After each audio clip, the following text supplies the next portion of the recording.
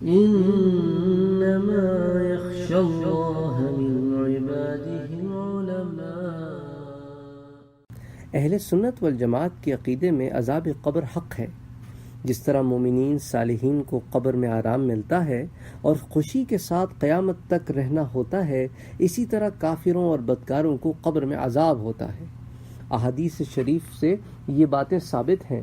حضرت عائشہ رضی اللہ تعالی عنہا کے پاس ایک یہودی عورت آئی اور اس نے ان کے سامنے عذاب قبر کا تذکرہ کیا اور کہا کہ اعاذک اللہ من عذاب القبر، یعنی تجھے اللہ عذاب قبر سے پناہ میں رکھے۔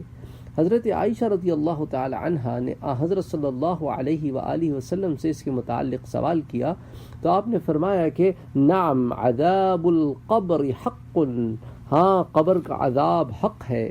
حضرت عائشہ رضی اللہ تعالی عنہ فرماتی ہیں کہ اس کے بعد حضور اکرم صلی اللہ علیہ وآلہ وسلم نے جب بھی نماز پڑھی قبر کے عذاب سے ضرور اللہ کی پناہ مانگی۔ یہ حدیث بخاری اور مسلم دونوں میں آئی ہے، یعنی کہ یہ حدیث متفق علیہ ہے، اور صحیح احادیث کے 7 درجات میں سب سے بلند درجہ اس حدیث سے صحیح کا ہوتا ہے جو بخاری اور مسلم دونوں میں آئے، اس لیے اس کو متفق علیہ کہتے ہیں۔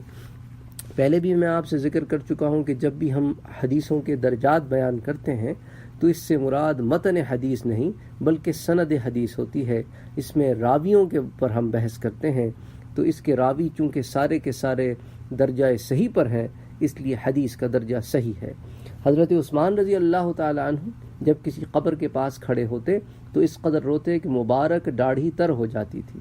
سوال کیا گیا کہ آپ جنت و دوزخ کا تذکرہ کر کے نہیں روتے اور قبر کو دیکھ کر اس قدر روتے ہیں؟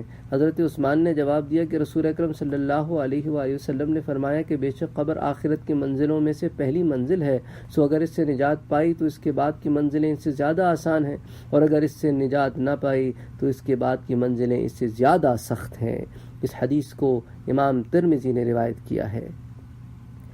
عذاب قبر کی کچھ تفصیلات تو ہم نے بیان کی ہیں، اب کچھ اور تفصیلات انشاءاللہ تعالی اگلی نشست میں بیان کریں گے۔